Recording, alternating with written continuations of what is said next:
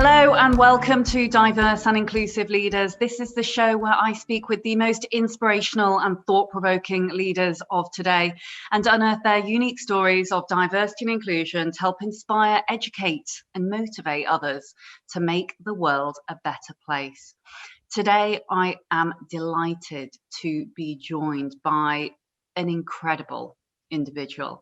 Her name is Amazin LeThi, and she advises governments and companies all around the world through the lens of sports and the Asian LGBTQ plus experience. And that's when it comes to equality, diversity, inclusion, belonging.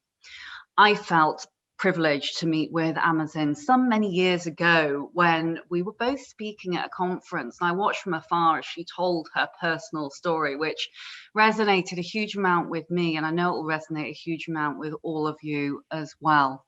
So without further ado, Amazin, welcome to the show. Thank you for having me. So wonderful to be here to share my story and work with you today. Thanks so much, Amazin. And you know, for those of our listeners who perhaps don't know as much about you as I do, because I've been watching over the years all the phenomenal things that you've been doing, frankly, phenomenal. Tell us a little bit about your story and how you came to be where you are today. No, it was really through my experience as a child being bullied. You know, I grew up in an all-white background, so I'm a transracial adoptee. And I was bullied consistently for the way I looked being Asian. And also the kids could see there was something different about me as well. So I got a lot of, gay slurs and homophobia as well. And obviously very affected me as a child. And, when you're a child, when you're discovering, who you are in this world, you're also wanting to find a sense of community. So I went into sports very early on in life. But I found sports to be a very hostile environment for an Asian kid, because I saw very clearly that one, I was the only Asian kid in sports, and two, I was then, opened up to this stereotype of what it is to be Asian in sports. So I was picked on by my team, by my coaches, by other teams. So I encountered a terrible amount of racism and bullying in team sports. And I was actually pushed out of the sprinting team into a more individual sport, because they just kind of felt that, I was the slow Asian kid, and, by my structure, that stereotype that, Asian kids are terrible at sports, that I was, holding the team back. And I really fell into bodybuilding at a very young age. I was 6, and it was really just finding a dumbbell around the house. But I loved it because it was something that I chose, and it was an individual sport, but it also started to give me the confidence and the self-worth to start loving who I was, but also believing that I could be more than what people saw in me. And I always talk about the importance of sports, even in business environments, because, marginalized groups and LGBTQ people do face very high rates of mental health. And, you can learn so many unique skills through sports.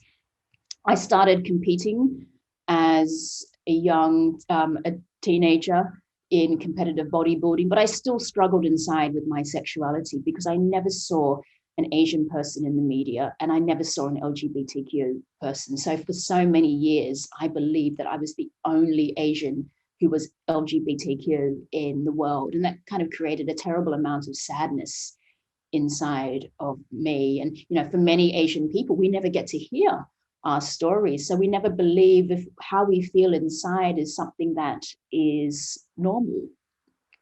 So I competed as a teenager. I still encountered a terrible amount of bullying and racism, and also sexism as well, because bodybuilding is a very masculine sport. And, I started at a very young age. So I instantly went from kids sport to a very male dominated sport. So I saw instantly in terms of how the adult world perceived Asian women, and how we are very much sexualized in that way. But I just love the sport so much, and it just started giving me the self-worth and confidence that I needed.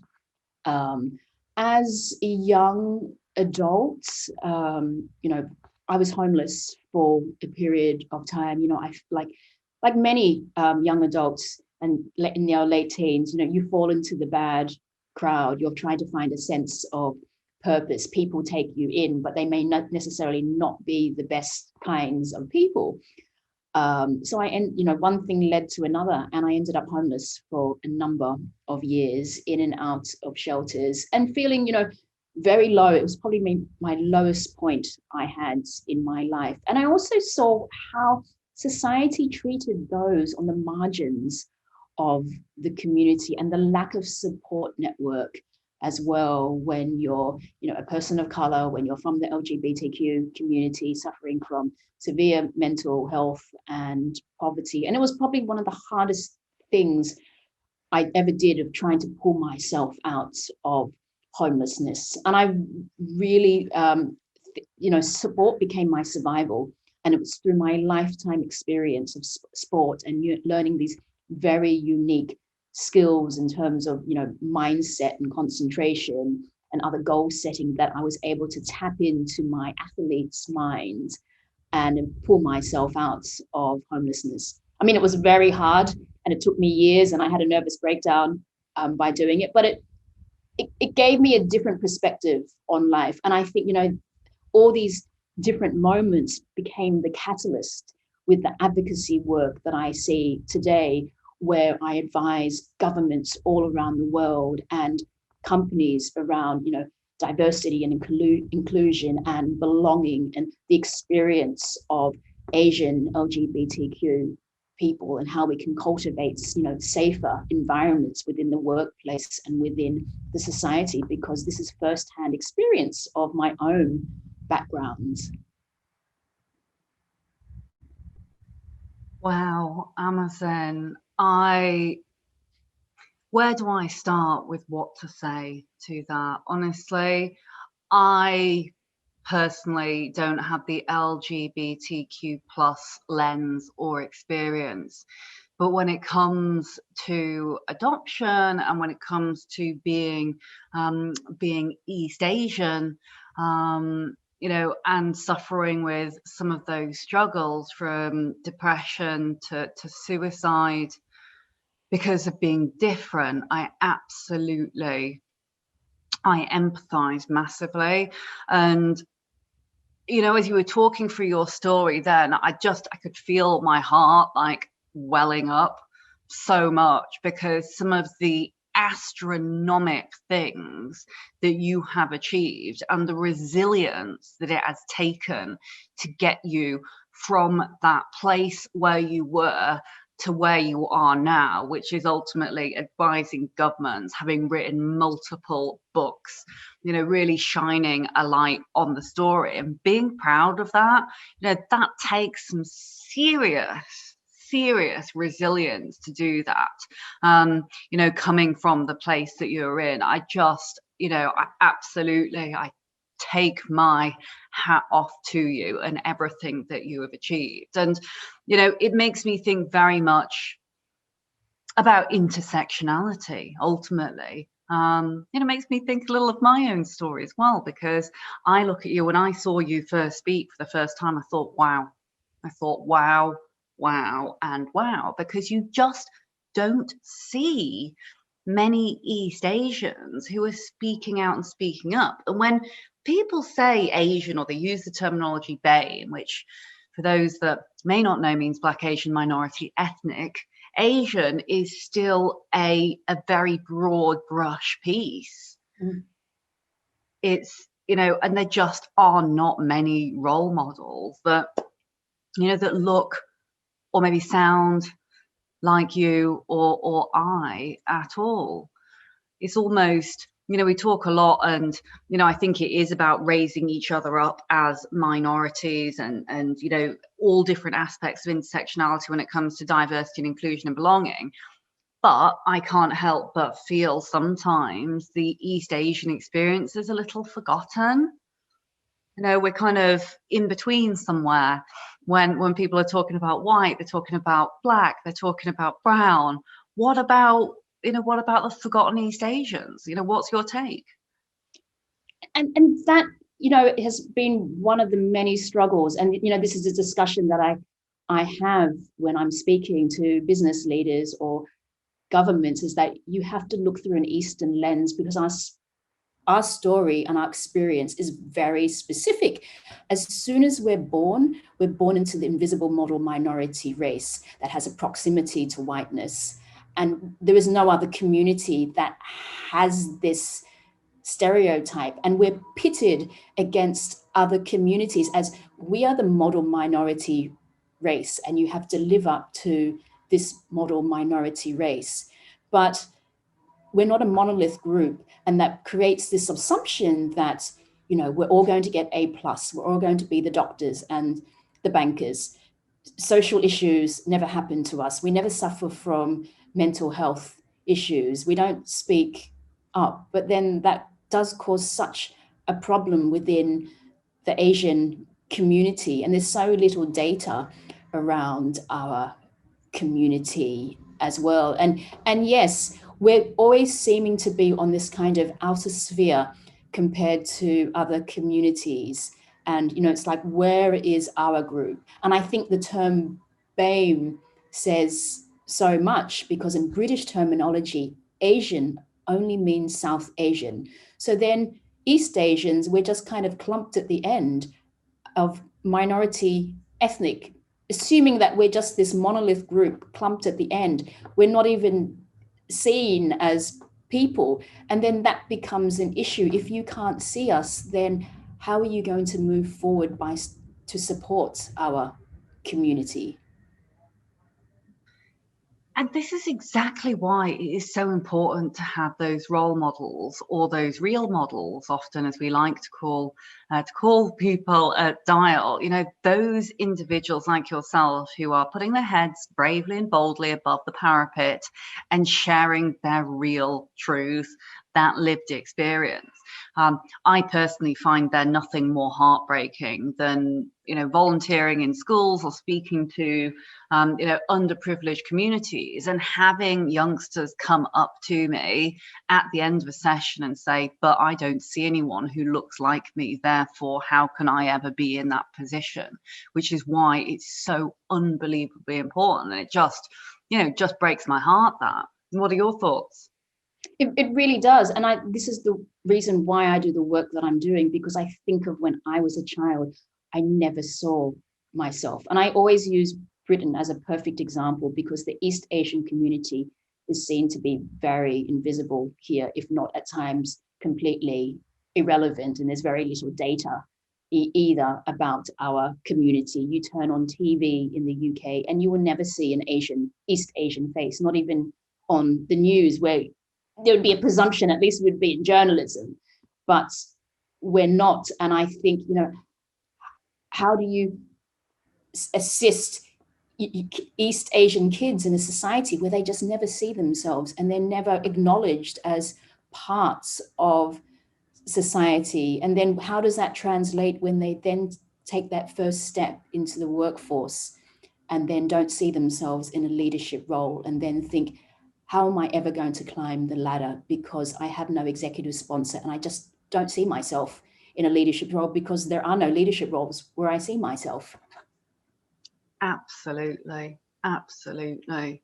And talk to me a little bit about, and I know this is going to sound a terribly naive question here, and probably people are tuning in thinking, hey, how come she knows nothing about the Chinese community? Well, as you know, Amazin, I was adopted by amazing white British parents, and we always tried to stay connected to our roots. But, you know, of course, you know such a lot about the East Asian community in the UK, in the States, around the world. Of course, you're incredibly well known in Vietnam and East Asia itself.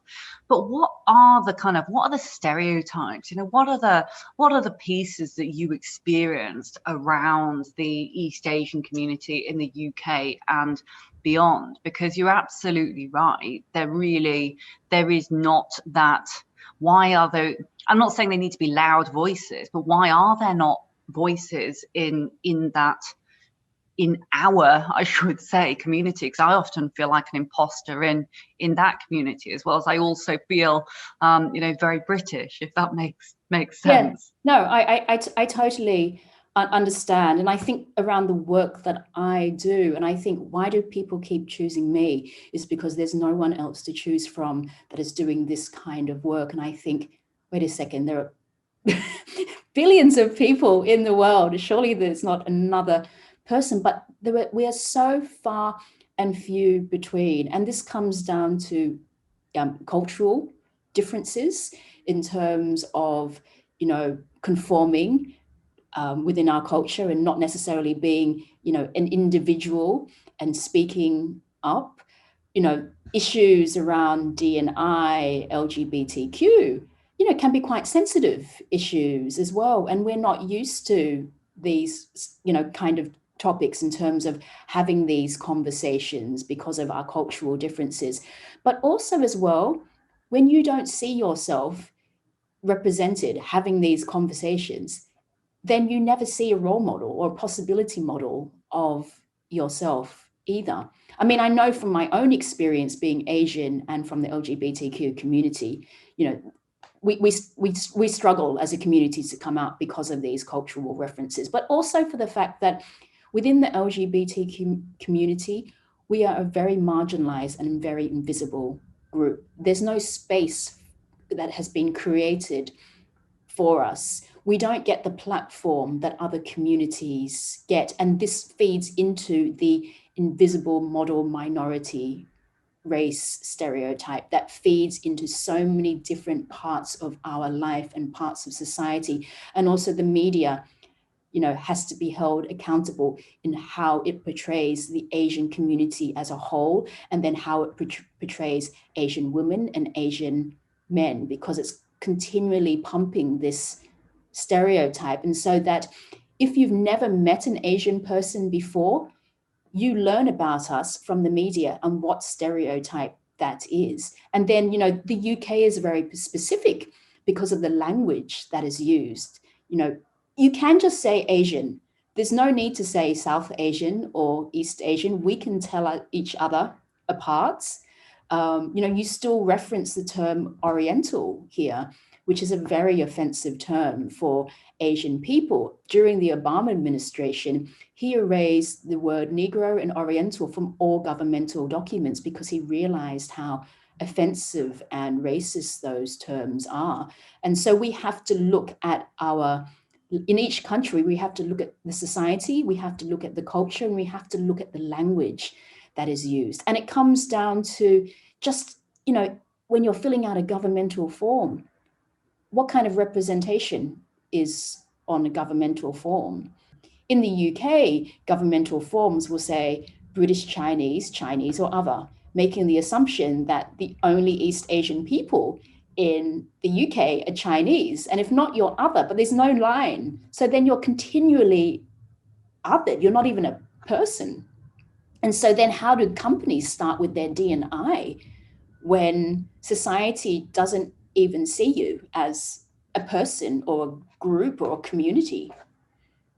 It makes me sigh, because the amount of times I, as a youngster, and I know you have, filled out these forms, and it's weird because it takes a while to actually come to that realization or that light bulb moment, because I think it's that shame when you're younger, and people hate talking about shame because the word itself just is an uncomfortable one, right?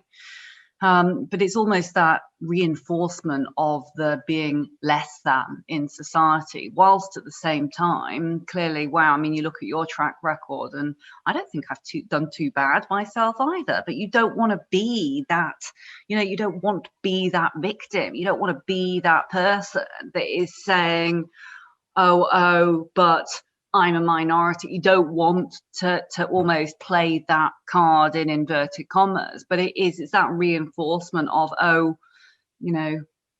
what are you then? You're an other. box on the on the form. It's just a really not nice feeling. But to revert back on one of your comments there, where you mentioned about the Obama administration, I'd love to get onto the subject of talking to you around the political state of the world at the moment. But you mentioned there the offensive words of Negro, completely understandably, and then also Oriental. And again, this is going to sound terribly naive here, but when I was younger, I had phases of being proud using the Oriental word because I didn't know. And what you say there about these cultural idiosyncratic details is so incredibly important, is where one phrase, I'm so dyslexic, I can't think of the word, but I can't think of a time where I never liked the words ching thrown at me in the playground. I'm flushing hot and cold now just thinking about actually saying that word, because it makes me feel physically violated. But the word Oriental, to me, it was never a word that upset me at all. But being cognizant of where we are culturally and what those things mean and why they are offensive is just so terribly important, whilst at the same time being open enough to be able to speak about them. Because the amount of business leaders I speak to who will say things like, oh, but I don't want to say anything because I'm worried that I'll be shot at. And I usually say something back like, well, you put your head above the parapet, as someone once said to me, and you are going to get shot at. But at the end of the day, don't worry so much about being vilified. Worry more about standing up for what is right, because when the heart is in the right place and there is the true care and empathy to want to learn more, that's really what makes that difference. Yes, and it's like, if you don't know, never be afraid to ask the question. And this whole conversation around D&I and belonging and intersectionality. Allies are like, I'm so afraid, what if I say the wrong pronoun, what if I call someone the wrong thing? And I always say, our neutral word for us, Asian, just use Asian. We're all from Asia. there's no need to say Southeast Asian or East Asian or South. Like, we know what you mean when you say that. And I think we have to really think about our terminology, because when people say people of color or POC or black and brown, it's very specific. And Asian people, we're not in that conversation. And color for our community has always been used as something quite racist, because we've been called for so many years yellow people.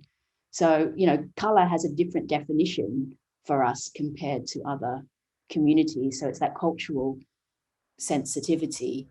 And then I've had some leaders saying, well, what do I then call all of you? And you say, well, you could just easily say Black, Asian, Latino.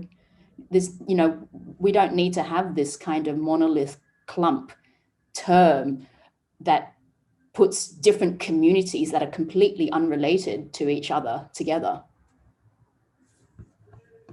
Totally. And again, out of curiosity, and I'm sounding, again, I was talking about this actually on a dial lounge that we're doing, is I often feel like a fraud, is that the right word?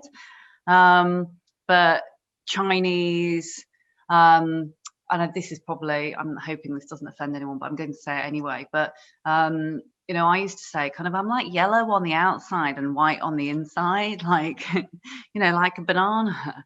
That is kind of how I, rightly or wrongly, that's how I used to see myself when I was younger, really, or kind of still do to a degree now. My husband is more Chinese than I am, but he's a white American because he speaks fluent Mandarin. Sorry. Yeah, no, I was going to say, I understand that experience, because the adoptee experience is then completely different, again, from an Asian person that has grown up natively within an Asian community, because our experience is that I can speak to my own experience, but the adoptees that I've met, we're usually brought up white. But then we look in the mirror and we see an Asian person, and the way we navigate the world can be very different as well, because we have a lived experience of our entire life within the white community, and also that community not seeing our Asianness at all. It's such an interesting subject. A friend of mine who, when we are, laughing and joking, again, I hope I'm not offending anyone here, but I will say it. And regardless, I do think it's important to have those spaces and those open conversations. Who jokes around and says, they're like a coconut, brown on the outside and white on the inside. It's ultimately, for them, they feel like they are rejected by their own race, because they are more, have achieved certain levels within the hierarchy of organizations, whereby their own community would then also reject them. And so it's a really complex, fascinating, multifaceted piece. It's kind of, where do you sit? Where is home? Where is that sense of belonging then at that point in time? Yeah, it is. I mean, I think of myself when I'm back in Vietnam, that they see me very differently, because I've reached a point in my life with what I've done that is completely unobtainable to a local Vietnamese person. And that's the privilege that I have owned because I grew up in the West. And this brings me back to intersectionality of then I leverage all these multiple identities I have of myself and the experiences that I've had throughout my life to find just a sense of belonging just within myself. Because I know in society, my sense of belonging is very different. And I think, because I'm an adoptee, and if I'm in the Asian community, I have a very different sense of belonging there because I grew up in the West. In the LGBTQ community, my sense of belonging is very different, because when I walk into an LGBTQ space, 9 times out of 10, I'm the only Asian person there. My sense of belonging is very different when I walk into a business meeting with a group of people. 9 times out of 10, they will be all white men, and I'll be the only woman in the meeting. And how do you feel when you go back to Vietnam? How do you feel in those different circumstances? And I ask this again, it's, just so curious, because I went, and it makes me laugh. I went into a local Chinese supermarket recently, and my husband, Costa, who speaks fluent Mandarin, with a thick Beijing accent, apparently, not that I'd know. And the lady in there was saying, "Oh, your wife speaks terrible Chinese," and I was just like, "Oh,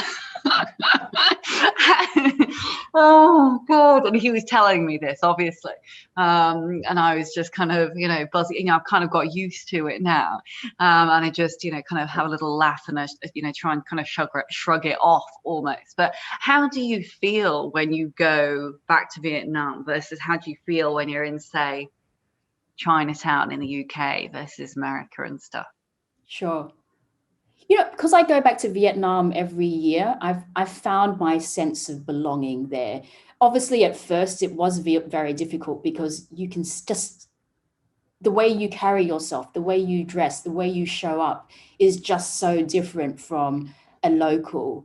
And they're a little bit confused by it as well, because they actually don't assume you're from the country. I mean, people, they always ask me, "Where are you from?" And I'm like, "No, I'm from here."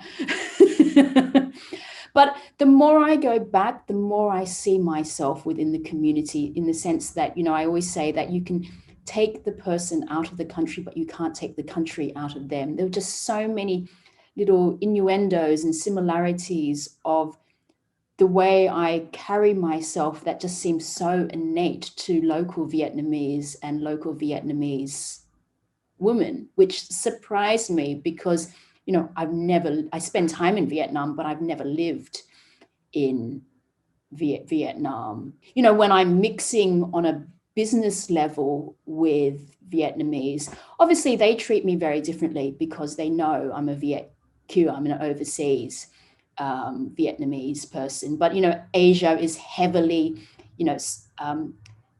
surrounded with status. So I have a much higher status in the community than the average Vietnamese local there, so I'm treated very differently. We have a hierarchy system in Asia and in Asian cultures that we don't necessarily have in the West. So what I've achieved in the West gives me that sense of status. So I'm treated very differently than if I were a local in Vietnam as well. But I also it grounds me because I can see very clearly how far I've gone in life and what I've achieved. It's a very grounding experience for me.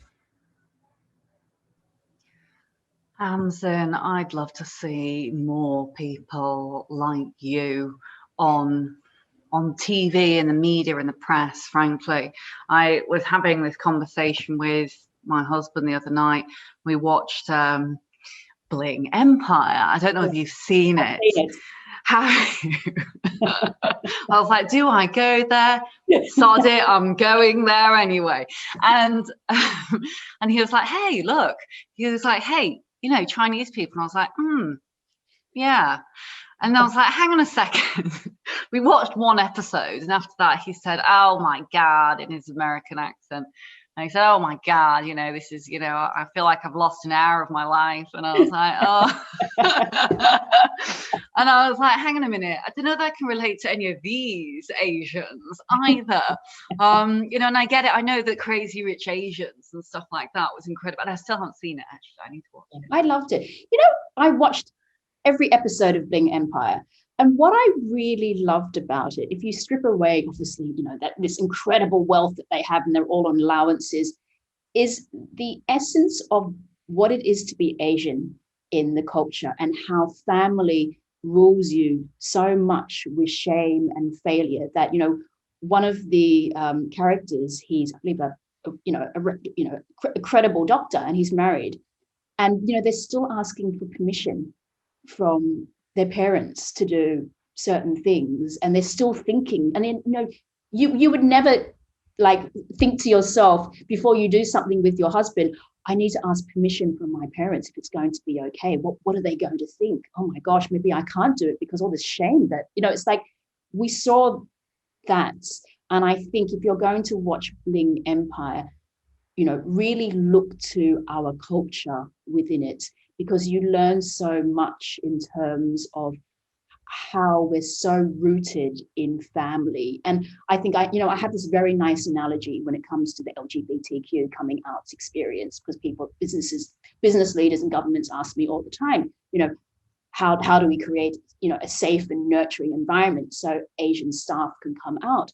But it's like, you have to understand that for us, it's not coming out.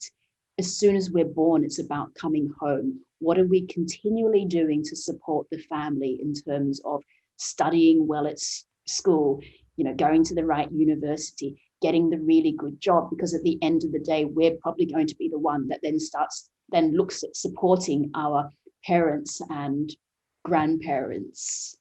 And that came out very clearly in Bling Empire of, even though that they're adults, they're still wanting approval from their parents with everything that they do.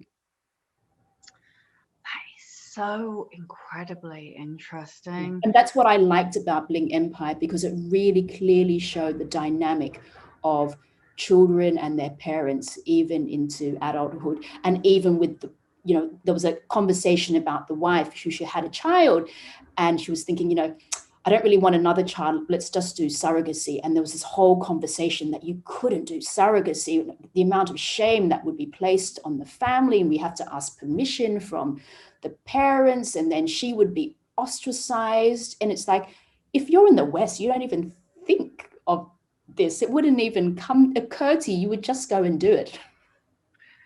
So interesting. I've got a good excuse now to watch the rest of it, because I watched the first one and I thought, oh, this guy's interesting. We kind of, you enter the series through the lens of this chap, and I thought, I can't remember his name now, but I thought, I thought, oh wow, and there is an adoptee in it. And yeah, that's the guy. Yeah, that's the guy. Who doesn't really have the money, who's kind of befriended all the rich, and how that relationship and dynamic works. And then within that, there's another kind of dynamic of an Asian woman who has broken away, which is highly unusual because her parents still live in Asia, but she hasn't spoken to her father for 10 years. And that kind of dynamic, because that's very unusual in an Asian household, that you would break away from your parents like that.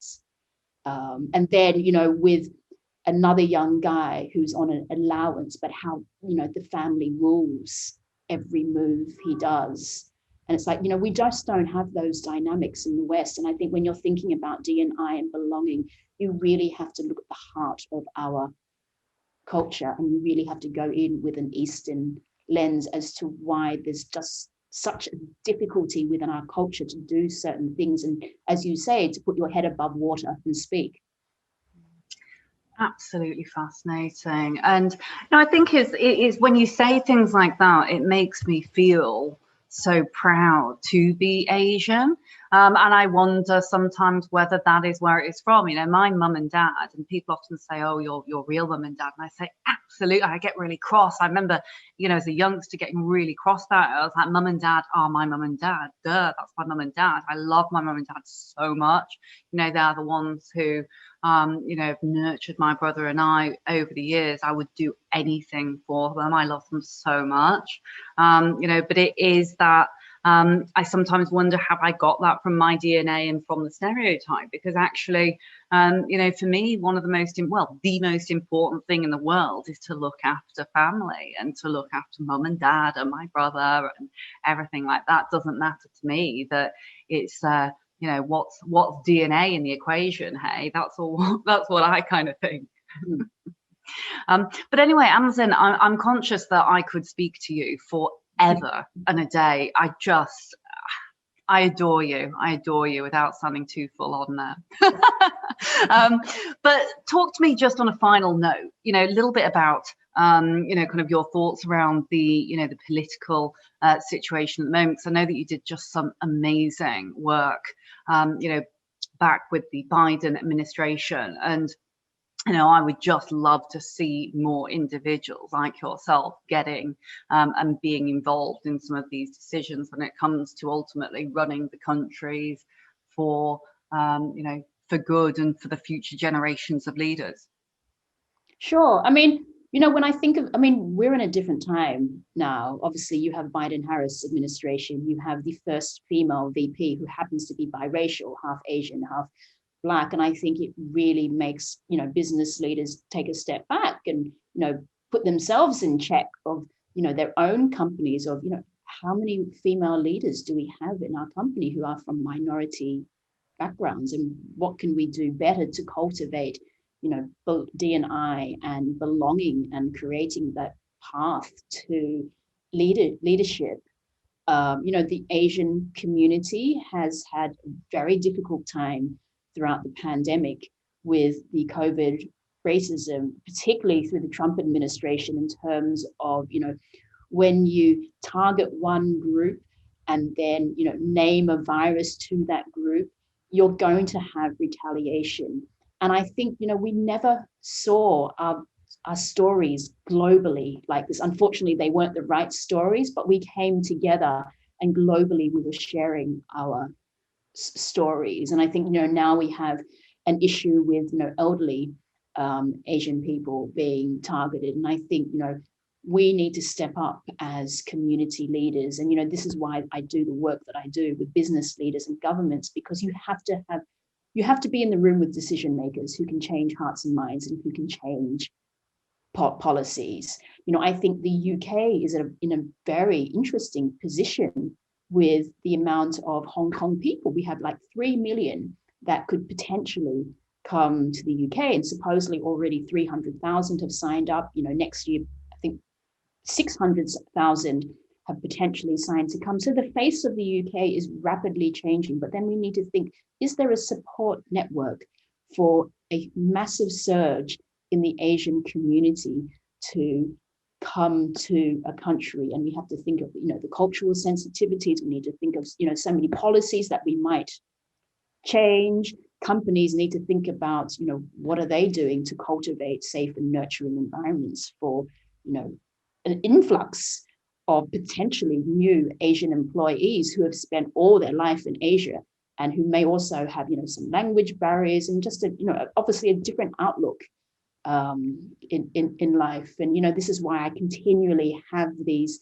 discussions, because we need to have them now, not when we're a couple of years down the track where we think, oh my gosh, it's too late now. What was that discussion that we should have had? So well said. So well said. Before we run out of time, I know you've probably checked out some of the podcasts before, so you know what is coming, and that is lightning round. I'm going to ask just a couple of questions. I'm going to give you 30 seconds to answer each. Yes, okay. Hardest one first, obviously, and that is, what is your secret to success, Amazin? My secret to success is being resilient. You must have a growth mindset, because in an ever-changing world, you have to continually pivot. You can't be afraid to make mistakes, and every mistake is a learning experience. And don't be afraid to speak up. I mean, when I think about why I was so successful, it came down to one very simple ingredient of continually sharing my story. And from this story, at some point, it will resonate with the leaders that I had in the room to shift and change hearts and minds, to start looking at, communities differently. Great answer. Leadership of the future, I absolutely believe, is about the heart. I'm sure people will say, oh, but that sounds so cheesy, but it absolutely is. And it's the one thing that cannot be emulated at this point in time. Who knows, Alexa in the future, but you know what I mean? Yes. It is emotional intelligence, hearts, minds, the future. And what about if you could go back in time, Amazin, and give the young you some advice? What would you say to yourself, or perhaps someone who's in a similar circumstance and wants to be where you are now? The society always tells us we're not enough. I would go back and say two things. You are enough, and you've always been enough, and you have to keep believing that regardless of what anyone tells you.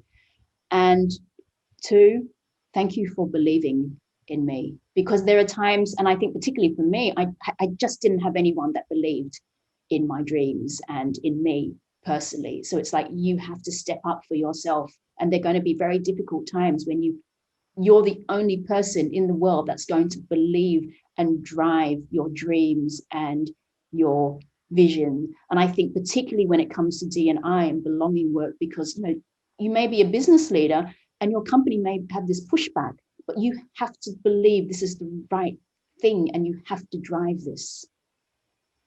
Love it.